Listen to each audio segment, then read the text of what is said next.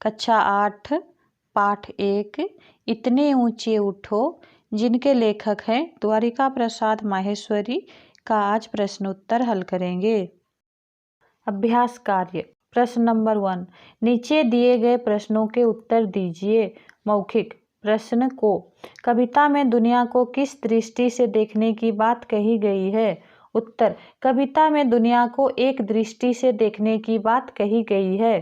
खो, कवि धरती में कौन से भाव सिंचित करना चाह रहा है? उत्तर, कवि धरती में समता की भाव सिंचित करना चाह रहा है।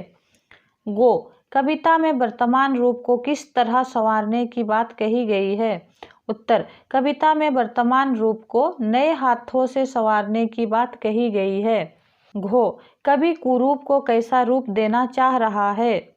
उत्तर, कवि कुरूप को सलोना रूप देना चाह रहा है। लिखित, कवि के अनुसार यह जग किस आग में जल रहा है? उत्तर, कवि के अनुसार यह जग जाति भेद, धर्म भेष, काले गोरे, रंग द्वेष आदि आग से जल रहा है। खो, कविता में अतीत से कितना लेने की बात कही गई है और क्यों?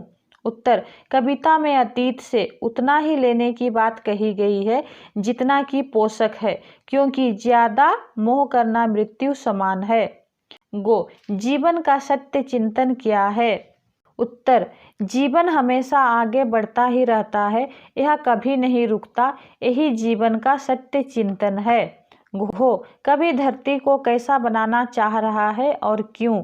उत्तर, कवि धरती को स्वर्ग जैसे बनाना चाह रहे हैं, जहां लोग सारे भेदभाव भूलकर सबके साथ मिलजुल कर प्यार से रहेंगे। क्वेश्चन नंबर 2, नीचे दी गई पंक्तियों का आशय स्पष्ट कीजिए। को, देखो इस सारी दुनिया को एक दृष्टि से सिंचित करो धरा समता की भाव वृष्टि से। उत्तर, इस पंक्ति में कवि कहना चाहते हैं कि हमें अपने सारे भेदभाव भुलाकर दुनिया को एक दृष्टि से देखना चाहिए और इस धरा को समता की भाव से सींचना चाहिए, अर्थात हमें भेदभाव मिटाकर सबको प्यार से गले लगाना चाहिए। खो, नए हाथ से वर्तमान का रूप संवारो, नई तूलिका से चित्रों के रंग उभारो। उत्तर, यहाँ कवि कह रहे हैं कि हमें नए हाथ से अपना वर्तमान को संवारना चाहिए और वर्तमान की चित्रों में नई तूलिका से रंग भरना चाहिए, अर्थात हम नई सोच और नए आविष्कार से अपना वर्तमान को उज्जवल बनाएंगे। गो, चाह रहे हम इस धरती को स्वर्ग बनाना, अगर कहीं हो स्वर्ग उसे धरती पर लाना। उत्तर, इस पंक्ति में कवि अपनी इच्छा को प्रकट करते हुए कहते हैं कि वह इस धरती को स्वर्ग बनाना चाहते हैं, या अगर कहीं स्वर्ग स्थित है तो उसे धरती पर लाना चाहते हैं, अर्थात कवि धरती को स्वर्ग बनाकर लोगों को प्यार से सबके साथ रहने को कह रहे हैं। क्वेश्चन नंबर 3, सही उत्तर पर सही का निशान लगाइए। को, कविता में कितना ऊंचा उठने की बात कही गई है? उत्तर, गगन जितना। खो, किसके समान शीतल बनकर बहने को कहा गया है? उत्तर, पवन के। गो, जीर्ण शीर्ण का मोह किसका उद्योतक है? उत्तर, मृत्यु का। घो, चित्रों में किससे रंग उभारने को कहा गया है?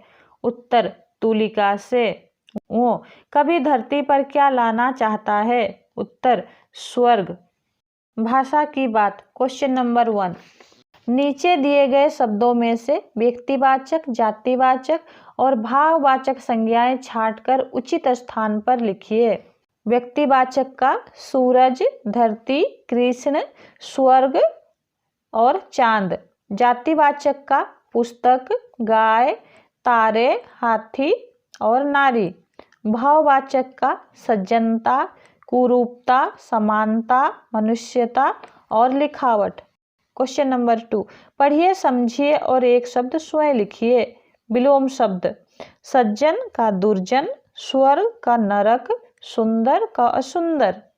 गो, पर्यायवाची शब्द, गगन का आसमान, आकाश, दुनिया का संसार, जग, चांद का चंद्रमा, चंद, धरती का धरा, पृथ्वी, सूरज का सूर्य, रवि, पवन का हवा, नीर। लिंग, पाठ में से कोई भी स्त्रीलिंग और पुल्लिंग शब्द लिख सकते हैं। तो पुल्लिंग शब्द है सूरज और स्त्रीलिंग शब्द है कविता। धन्यवाद।